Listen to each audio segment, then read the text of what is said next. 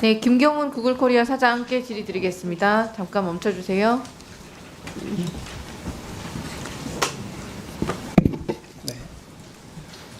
네, 유튜브 매출 좀 알아보겠습니다. 유튜버들의 수익 구조에 대해서 간략하게 말씀해 주시겠어요? 광고 수익화가 가능한 유튜버들은 광고를 통해서 저희와 수익을 나누고요. 뭐 그 외에 멤버십이라든지 또 그 머천트 판매라고 하는데요. 뭐 기념품 같은 것들을 판매해서 수익들을 다양하게 올리고 있습니다.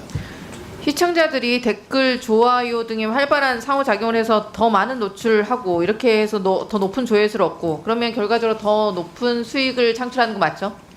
네, 좋은 컨텐츠를 만드시는 분들이 더 많은 수익을 얻게끔 되어 있습니다. 그리고 유튜브 컨텐츠에 붙는 광고 수익을 구글도 받고 있죠? 네, 저희가 일부 갖지만 그 크리에이터 분들께 더 많은 수익을 드리는 걸로 알고 있습니다. 네, 그런 수익 구조 때문에 논란이 있는 유명인과 사회적 이목이 집중되는 참사 관련해서 자극적인 허위 사실을 유포하고 고인까지 욕되게 하는 사이버 레커들의 폐륜이 지속되고 있는 거 알고 계시죠? 네, 저희도 그 위험성에 대해서 인지하고 있습니다. 네, 유튜브가 수익을 공유받는 그런 지형이다 보니 사이버 레커들에 대한 대응이 미온적이라는 평가가 지속적으로 나오고 있습니다. 김경훈 사장, 2022년 발생한 이태원 참사 희생자 몇 명인지 알고 계십니까? 이태원 참사. 이태원 참사 희생자. 좀 오래돼서 기억이 안 나지만 수백 명으로 기억을 하고 있습니다. 안타깝네요. 22년 10월 29일 당일 밤에 158명이 사망하셨습니다. 네. 근데 이태원 참사 희생자는 159명입니다. 왜 그런지 아십니까? 정확히는 모르겠습니다. 159번째 희생자인 16살 어린 소녀는 이태원 참사의 생존자였음에도 불구하고 온라인상의 2차 가해로 고통받다가 목숨을 끊었기 때문입니다. 보건실에서 확인해본 결과 이태원 참사와 관련 영상에 참사 발생 2년이 훨씬 넘은 지금도 이태원 참사 피해자에 대한 조롱과 비난, 허위사실 기반 명예훼손성 댓글들이 수두룩합니다. 이태원 참사는 노조가 기획한 사고다. 사탄 신봉자 수십 명이 고의로 일으켰다. 마약 사탕 테러 사건이다. 희생자들이 성적 행위를 하려고 몰렸다 등의 댓글들이 이미 법원에서 사자 명예훼손으로 유죄 판결을 받았는데 버젓이 남아 있습니다. 유튜브는 논란이 될수록 노출이 많이 되는 알고리즘 그리고 수익 구조로 자극적인 콘텐츠들이 활개치는 구조를 방임하고 있습니다. 구글코리아 추정 매출이 12조예요. 그중 유튜브 광고 매출 3조 8,400억 원입니다. 이 3조 원이 구글이 사이버 레커와 악플로 고통받는 피해자들을 외면하면서 이들의 목숨을 담보로 벌어들인 돈이라는 비판에서 자유로울 수 없을 것입니다. 최근 가수 장원영에 대한 명예훼손 사건 관련해서 구글 본사를 통해서 유튜버 탈덕 수용소의 신원을 확보한 사례가 있었습니다. 해당 사건 변호사는 국내에서 37번의 신원 확인 시도는 모두 실패했고 미국 법원의 결정을 받아내서 구글 미국 본사로부터 신원 정보 제공을 받을 수 있었습니다. 거대 자본을 가진 기업이 변호사를 선임해서 일을 진행해도 이렇게 어렵고 복잡한 과정이었는데 평범한 시민들인 참사 피해자들이 명예훼손을 처벌을 위해서 미국 법원의 명령을 받아내는 것은 사실상 불가능한 일입니다. 그렇지 않습니까? 우려하시는 사항 알겠지만 또 개인정보 보호라는 이슈가 있기 때문에 이게 간단한 문제는 아닙니다. 언제까지 그런 말도 안 되는 핑계를 대실 것입니까? 최소한 유튜브 플랫폼 내에서 발생한 범죄 사실에 대해서는 국내 법원의 신원 정보 제공 결정이 나온다면 구글 코리아가 본사를 통해 받아서 피해자에게 제공해 주는 등의 방안을 마련해야 되는 것 아닙니까? 구글 코리아가 손 놓고 본사 통해서 받아라 라는 앵무새처럼 같은 말 반복하고 있는데 이렇게 폐륜을 묵인하는 동안 고통받는 것은 일반 대중이지 않습니까? 우리나라에선 돈만 벌면 장땡입니까? 그 돈 벌면서 우리나라에 세금도 안 내고 있지 않습니까? 김경훈 사장, 구글은 현지 법률을 준수한다고 끊임없이 말해왔습니다. 그렇죠? 맞습니다. 그 말 속뜻을 들여다보면 현지에는 법률이 없으니 내 멋대로 하겠다 이런 뜻인 걸로 들립니다. 허위 사실로 인한 사자 명예훼손까지 그리고 제 돈벌이를 위해서 그 모든 이런 위법적인 것들을 내버려 두고 있는 유튜브를 가만히 두어서는 안 된다는 국민적 정서 그런 여론이 비등하고 있음을 강력하게 경고하는 바입니다. 유튜브가 변하지 않는다면 결국 유튜브가 허위사실 명예훼손으로 번 이익 자체를 책임을 묻는 방안에 대해서 고려할 수밖에 없음을 기억하시길 바랍니다. 이에 대해서 의견 주십시오. 우려사항 알겠습니다. 근데 저희가 보통 소비되는 콘텐츠 대부분 정상적인 콘텐츠입니다. 그래서 특히 댓글로 인해서 발생하는 수익은 없고요. 또 우려하신 영상들은 좀 최소화하기 위해서 여러 가지 노력들을 하고 있다는 말씀을 드리겠습니다.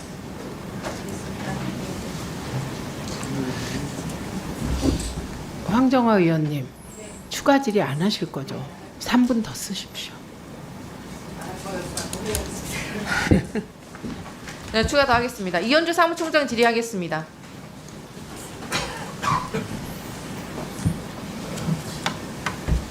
네. 류일임 씨가 일신상의 사유를 핑계로 위원장직에서 도주를 했습니다. 방송 장악을 함께 꿈꿔왔던 동지가 떠났는데 기분 어떠십니까? 아쉽습니까?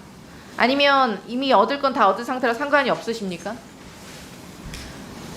불법을 저지른 자가 스스로 무너졌습니다. 음흉하게 지금 온갖 구린내 나는 일들을 다 꾸미던 류일임 씨가 자신이 저지른 불법들이 드러나자 결국 도주를 선택했습니다.